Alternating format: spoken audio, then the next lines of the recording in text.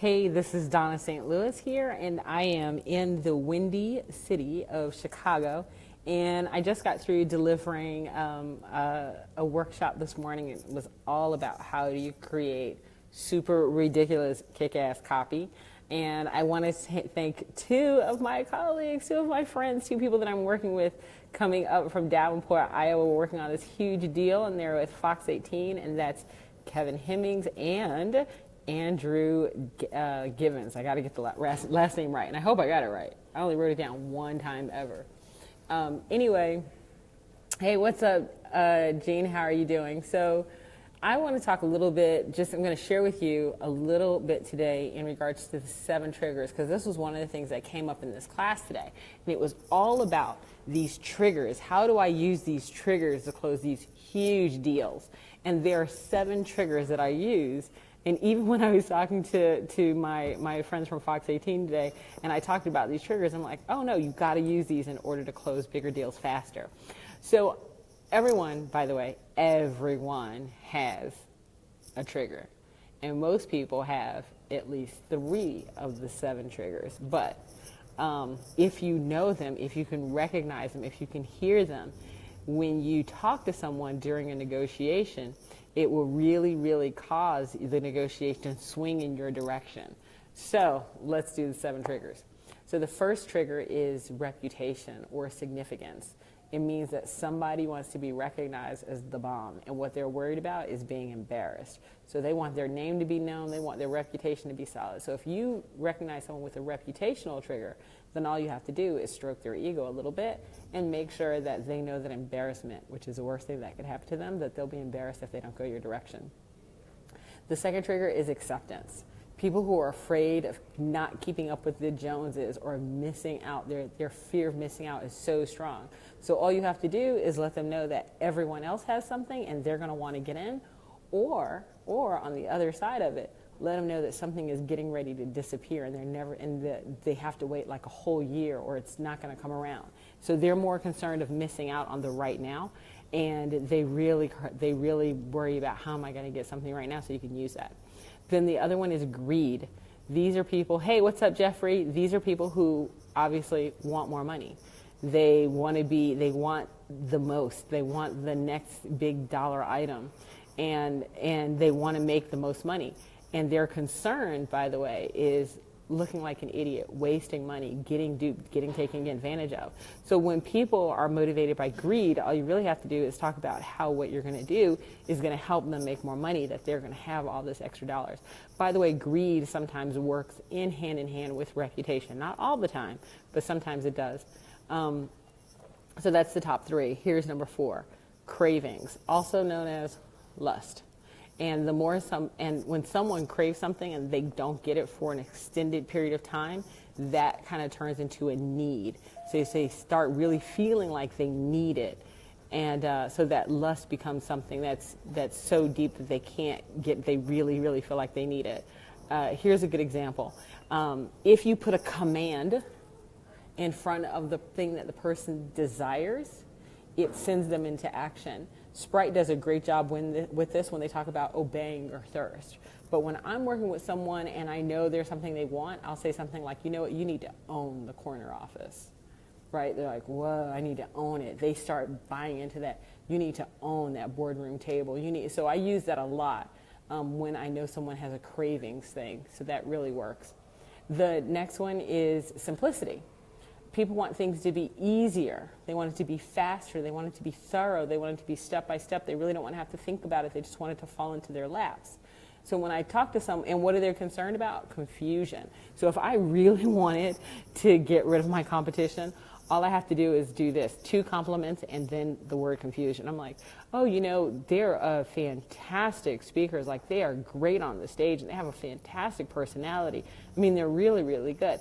Their message can be a little confusing sometimes, but they're a dream to work with. By virtue of saying confusing, just by using that word confusing, I just knocked them out. Even though I gave them these other 3 compliments, the word confusing, if the person listening to me, especially an event planner, they want simplicity, oh my gosh, that just totally knocked it out. Now, event planners, for example, I'll use them. Their trigger is simplicity. They want to know that someone is easy to work with. Their dream, they're going to get right back to you. I know their triggers, so I use those triggers when talking to them to close more sales faster. And then the next one is indulgence. Now, indulgence is a little different from that fear of missing out. It's the once in a lifetime opportunity that's going to come along, and you're never, ever, ever going to be able to get this opportunity again. Hey, Mike, what's up? So when this opportunity comes around and you're never going to be able to get it again, that's what you're selling. So you're selling, you know what? And I use this especially for people who want to get that last big thing. And I'm like, look, these rates are not going to be these rates next year. This is a once in a lifetime opportunity. I mean, and at the end of the day, you're going to get a keynote speaker that travels around the world, a top-selling author that has delivered to thousands in a single auditorium. You're going to get that, and I am never going to give you this opportunity again. So let's look at getting this signed so that way you can have the best and the brightest on your stage, and that your audience can be totally knocked out of the park, or let's just go ahead and walk away and say that we're not going to work together.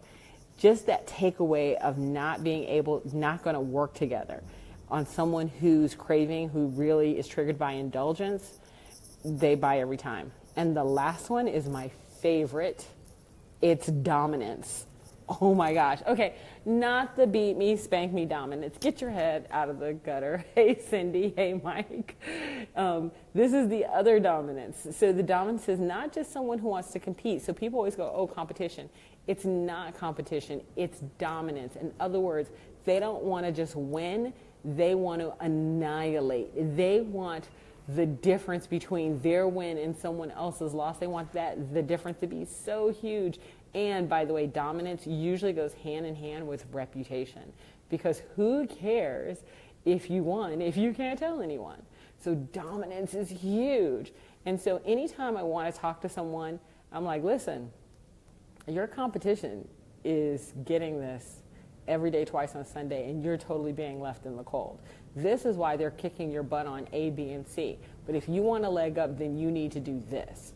All of a sudden, these people who are so concerned about losing, and they're so concerned about competition, they're so concerned about winning, and they really want to dominate, this is what they do. So when I talk to salespeople especially, their triggers, and that's the thing, you have to know the triggers for your target audience.